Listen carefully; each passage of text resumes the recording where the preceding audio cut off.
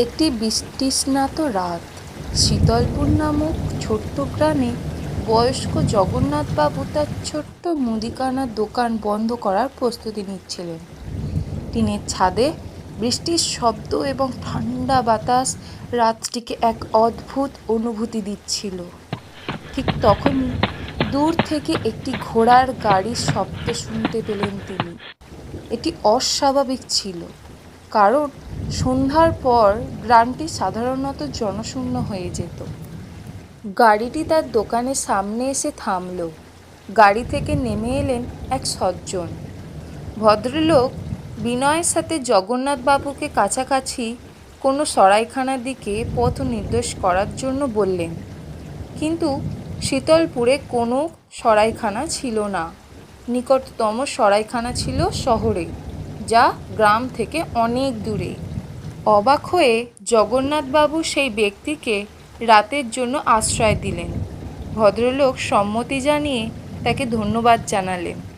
তারা যখন মৃদু আলোর ঘরে বসেছিলেন, তখন সেই অচেনা মানুষটি নিজের সম্পর্কে সামান্যই বললেন, শুধু উল্লেখ করলেন যে তিনি গুরুত্বপূর্ণ কাজে যাচ্ছেন। রাত যতই বাড়তে থাকলো, অদ্ভুত ঘটনা ঘটতে শুরু করলো। বাতাস আরও জোরে বয়ে যাচ্ছিল, আর বাতির আলো ক্রমাগত ঝাঁপ দিচ্ছিল। জগন্নাথবাবু লক্ষ্য করলেন, ঠান্ডা থাকা সত্ত্বেও ভদ্রলোক একদমই অস্থির হচ্ছিলেন না। চুপচাপ আগুনের পাশে বসে ছিলেন।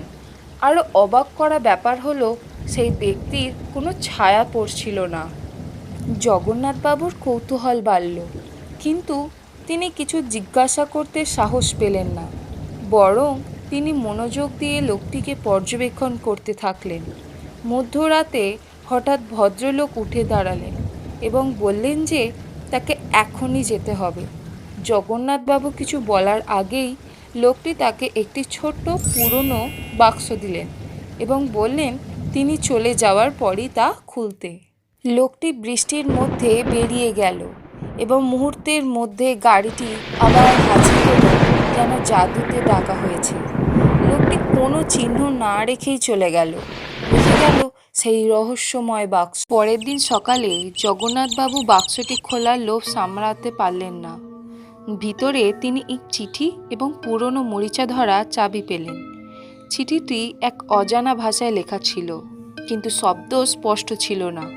তিনি যখন চাবিগুলো ধরলেন, তখন এক অদ্ভুত অনুভূতি তার মধ্যে বয়ে গেল, যেন তিনি সেগুলো আগে দেখেছেন।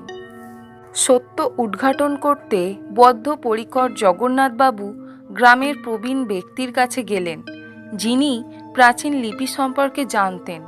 প্রবীণ ব্যক্তি চিঠি এবং চাবিগুলো দেখে ফ্যাকাশে হয়ে গেলেন। তিনি বললেন যে চাবিটি কয়েক শতাব্দী আগের একটি সতর্কতা, যা জগন্নাথবাবুর পূর্বপুরুষদের একজন লিখেছিলেন। চাবিগুলো একটি প্রাচীন গুপ্তধনের চাবি ছিল, যা গ্রামের নিচে লুকানো ছিল, এবং সেই গুপ্তধনকে অভিশপ্ত বলা হয়। জগন্নাথবাবু একটি দোটানায় পড়ে গেলেন। তিনি কি গুপ্তধনের সন্ধান করবেন এবং অভিশাপের ঝুঁকি নেবেন, নাকি চাবিগুলো ধ্বংস করবেন এবং অতীতকে মাটি চাপা দিয়ে রাখবেন? অনেক চিন্তাভাবনার পর জগন্নাথবাবু চাবিগুলো ধ্বংস করার সিদ্ধান্ত নিলেন। তিনি বিশ্বাস করতেন যে কিছু রহস্য উদ্ঘাটন না করাই ভালো। তিনি চাবিগুলো নদীতে ফেলে দিলেন, আশা করলেন যে রহস্যটি চিরতরে শেষ হয়ে যাবে। কিন্তু সেই রাতে তিনি একটি স্বপ্ন দেখলেন। স্বপ্নে সেই অচেনা অতিথি আবারও হাজির হলেন, যেন তার সিদ্ধান্তকে মেনে নিচ্ছেন। স্বপ্নটি জগন্নাথবাবুকে এক ধরনের শান্তি এনে দিলেন এবং রহস্যময় ঘটনাগুলোও থেমে গেল। শীতলপুরে জীবনের স্বাভাবিক ছন্দ ফিরে এলো এবং অচেনা অতিথির গল্পটি গ্রামের প্রজন্মের পর প্রজন্ম ধরে একটি কিংবদন্তি হয়েই রইল। বছর ঘুরতে ঘুরতে জগন্নাথবাবু আর কখনো সেই ঘটনার কথা বলেননি। তবে কিছু রাত যখন বাতাস বয়ে যেত এবং বৃষ্টি ঝরত, তিনি নদীর দিকে তাকিয়ে থাকতেন, ভাবতেন সেই অচেনা অতিথি আবারও ফিরে আসবেন কিনা।